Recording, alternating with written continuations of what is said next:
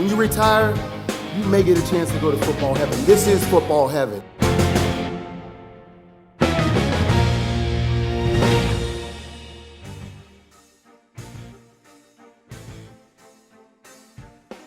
Hello and welcome to The Mission. I'm your host, Jameer Howerton, and as we continue on the path to greatness, excellence, I'm so honored to be joined by 2020 finalist of the Pro Football Hall of Fame, Mr. Richard Seymour, New England Patriots great and Oakland Raiders legend as well. Richard, how you doing, sir? Doing well. Well, you can keep going with all of those introductions. I like to hear that. 57 and a half career sacks, Super Bowls. Let me get this right. Rookie year, went to the Super Bowl. Right, I mean, the list goes on and on. No, I definitely appreciate it. Man, thank you so much for your time. Before we dive in and talk about your football legacy, I just want to get your take on your teams, your past teams, and also I want to talk to you a little bit about defenses. We all know defense wins championships. And with that being said, from afar, what was that defensive unit that you had time to really observe and dissect this season? Yeah, well, you know what? This season's unlike any other. And, in football and just like life, you always taught to expect the unexpected. Well, this year was just as true as ever in terms of, guys had to, adjust and be able to play on the fly, and you're going to have different things thrown at you. And, it's how you respond to that. And, if you just look at the Patriots this year, a lot of guys opted out, and totally understandable. And, Coach Belichick had to plug and play.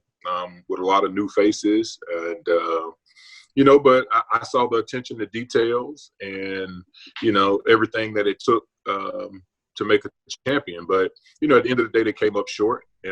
But even also in terms of the Raiders, I thought they played hard in dealing with all of the circumstances that they had to deal with this year. A lot of guys banged up and hurt and out because of COVID, and the offensive line was down. So it was just a year where you had to be truly resilient. And, I know. Excuse me. Go ahead. No, go ahead. I know with the Las Vegas Raiders, with the whole move, and I know that has been in progress for quite some time. But what's your thought on how everything came to fruition in the stadium and just making the whole move? Oh man, I wish I got an opportunity to play in that stadium. I tell you that. I mean, it's just gorgeous. A chance to play in Vegas, but also, I will say this as a defensive lineman personally. I personally like playing in the black hole myself. Just, the fans and the intensity that they brought to the game. I thought it added a lot of value in terms of home field advantage. And you spoke about Belichick. This was the first time since 2008 that the Patriots didn't make the playoffs. Mm-hmm. I mean, we're in 2021, Right. like that's a long run. I know you're after your first season, your second season, you guys didn't make the playoffs. And the reason why I asked that is like, what was that offseason like, a Patriots team not going to the playoffs? Well, I'll say this, the history is totally different now than it was back then. When I first got there, we were coming off a 5-11 season. They had been to the Super Bowl once, hadn't won it, under Bledsoe, and obviously they played the Packers, and the rest is history. But we were coming off an 11 before I got there. Obviously, we won it against the Rams. And then that following year, we did. Then we ran off 2 back-to-back. So, I thought we made up for it pretty well. And like I said, this year, the history is totally different. You see that tradition, that long-standing of doing things the right way, being accountable to your teammates, discipline and fundamentals, the things that it takes to really be a champion. I think they've just been able to be consistent over the years. And, I think it all starts at the top. And, Coach Belichick deserves all the credit. Absolutely. And your first year of actually coming into the league, going to the Super Bowl, what was that like? I mean, did you feel like, wow, is this how it's going to be my whole career? Well, I'll say this. I was very, very fortunate as a young player coming in my freshman year, well, my rookie season, and the veteran team. And, I was 20 years old, but I had guys on my team 30 plus with wife and kids. And, just the mindset was totally different. And I was able to be under that tutelage. So I was definitely grateful for it, just soaking up all the knowledge that I was able to receive. And that's when I saw those guys work and how to do things. I was definitely talented, but they showed me what it meant to be a pro. And, that's one of the things I'm most grateful for. Absolutely. Absolutely. Well, most recently last week, you received another phone call from CEO President David Baker. You are a finalist. It's always good to get his calls. That's what I was about to say. What was that phone call like? Well, I tell you, the voice is definitely very distinct, and he's so gracious and, telling you everything you meant for the game.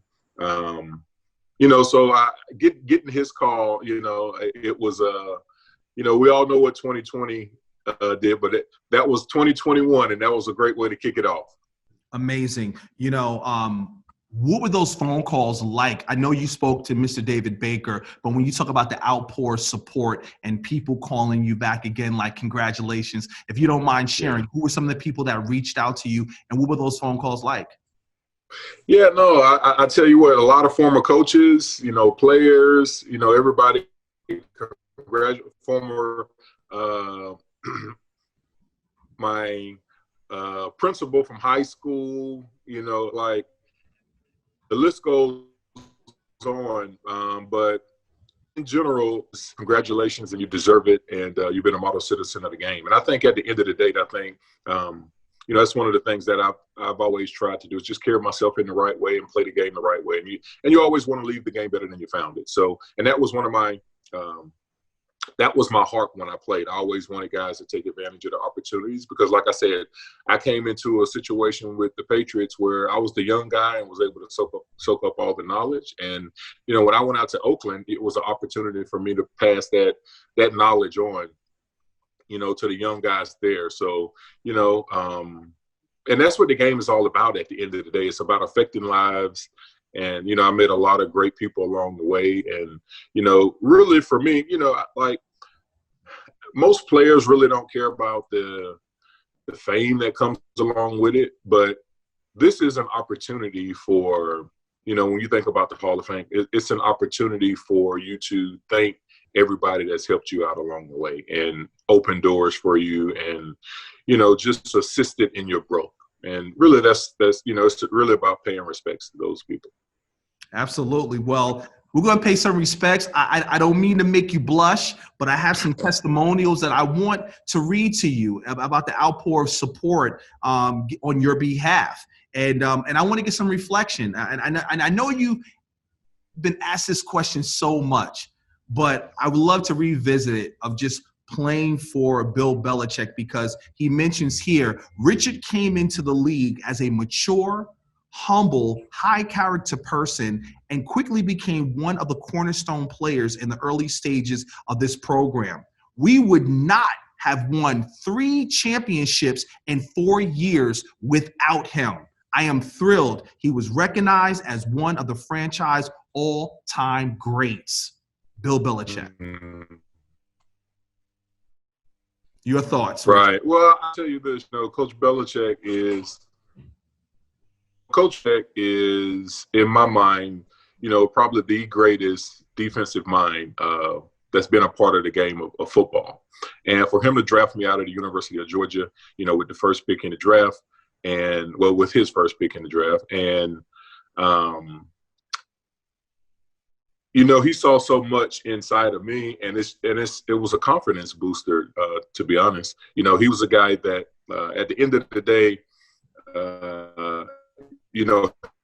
his words, or being on the stone of the defense and that sort of thing, and him putting the trust and belief in me, words really just don't express my gratitude for him, because I've learned so much, and he's such a gracious, humble guy, and just was able to pass so much knowledge on to me. So, his words, I'm just really blown away by it. Well, they say iron sharpens iron, and you're on the defensive side of the ball, but one of your offensive players, who is considered the GOAT, said, as someone who faced him every day in practice for 8 seasons, I can tell you Richard Seymour was a menace. A 6'6" and nearly 320 pounds. He was tall, yet immovable object with the ability to wreak havoc in the trenches. He was smart, he understood the game, and accepted his responsibilities. Your quarterback, Tom Brady. Right. Well, I think at the end of the day, above anything, you want to be respected by your peers. And, just to be respected by my teammates, my coaches, and everybody, just giving me your flowers, so to speak. I'm definitely humbled by it. And who else would you want ringing endorsements from? Tom Brady and Coach Belichick at the end of the day, right? Head coach Mike Vrabel, who's a player, a teammate of yours, says, I got more sacks than I probably should have gotten because of Richard. A fantastic person, fantastic player, and still a friend, and supports me in my role today. Right. Yeah. No, Brave's my guy. He's you have a list of guys that always special, and Brave, and a lot of other guys go in that list. But, we knew at the end of the day, Brady was going to be a head coach one day. We didn't know where, but we knew he'd be a part of the coaching fraternity because he was a coach on the field. And, he'd tell me things, and he knew I was probably going to get a double, and he was going to come free some kind of way. Now, this one right here got me. I got to tell you, your man Teddy Bruschi says that Seymour was ready to fight. He was the one telling the offensive lineman, I'll meet you at the bus at the end of the game. I can't even get it because I'm over here laughing. He says, I'll meet you at the bus after the game, because that's how intense he was. I don't see that. I see the gentle giant, but I guess in the trenches, when it's on, it's on. I am a gentle giant. But you know what? The game of football has to be played a certain way. And, you have to, it's physical, it's tough, it's violent, it's nasty. And I think you have to play the game the way the game is supposed to be played. But at the end of the day, always respecting your opponents and respecting the game. So you have to play the game on the edge, though. Right. I'll say that. And lastly, Pro Football Hall of Famer Andre Tippett said, in the 2000s, the Patriots organization truly changed, and at the heart of that change was Richard Seymour. With his size, pure talent, his ability to play any other defensive line in the 4-3-3-4 defense, he helped anchored a unit that helped propel the Patriots to 3 Super Bowl championships in his 8 seasons in a New England uniform. What was it like having a Hall of Famer around you that you can bounce ideas off of? Yeah, well, if anybody knows about defense and defensive linemen, is Tippett. He was, we call him the big OG. I mean, because he was around. He was the guy that, everybody respected, everybody loved, and just wanted him around the building. I mean, he just exuded that confidence.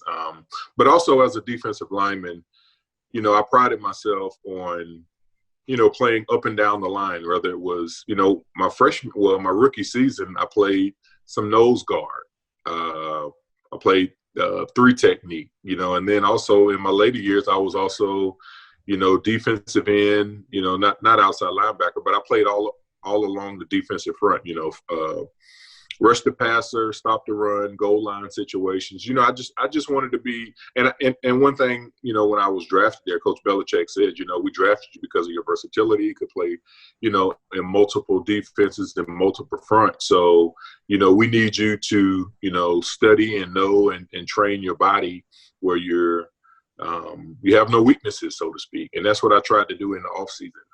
I'll tell you a quick story. My wife actually thought I enjoyed working out when I played. Just because even when we went on vacations, the whole thing, like when I trained in the off season, like I put in the work because I wanted to be the best. And that was really my driving motivation. And, it was just a desire to compete at a really high level. But now, since I've been retired for several years, she was like, yeah, no, you really don't like to work out. So it's a little funny joke, you know. Now, you recorded 57 and a half sacks. I have to ask you this. Take me back to some of the fondest memories of the guys who was your favorite sack of all time, and who did you enjoy getting after? Well, we always had a lot of epic battles with Pittsburgh. So, you know, and, you know, actually, Cordell Stewart was there before Ben. And so got after Cordell, then got after Big Ben. You know, it was always fun rivalries. They had a lot of great players, a lot of, you know, tradition, you know, on that side of the ball for the Steelers. You know, and as a player, you always want to compete and go against the best. And, you know, both fan bases are, you know, truly into the games and into the moment. So I'd probably have to say the Steelers. You spoke so highly of the Pro Football Hall of Fame throughout your career. Did you ever had a chance to come to Canton and actually visit the hall? I have not. I haven't visited there. I said I'll wait until, you know, hopefully one day I get my bus. But I did come up to Canton, but I didn't walk in the inside. But I came up and supported Ty Law. You know, obviously got in last year. And Chaley and the guys. So I think I'll wait, you know, until I'm officially in the hall before I come and make my tour. Wow. Okay. Now, with your position, having played with the New England Patriots and the Oakland Raiders, do you find yourself leaning to more as a Patriot or a Raider, or both? Like how do you you know, if you were to, I guess just as you see your career, would you say I'm both a Patriots and Oakland legend, or I'm more of a Patriots legend? Well, I'll say this, and you know, the impacts were totally different. You know, Okay. Obviously I played 8 years in New England, you know, won, you know, 3 Super Bowls, played in 4, 5 Pro Bowls, all pros. And then also, you know, in Oakland, you know, when I got there, you know, it was a bunch of young guys, and, you know, I was just able to have a different impact. So I you know, and then we also swept our division when I was there, because a lot of people don't know that, but, you know, I just think, you know, just being a team captain, you know, every year in Oakland, I was just able to pour into so many lives.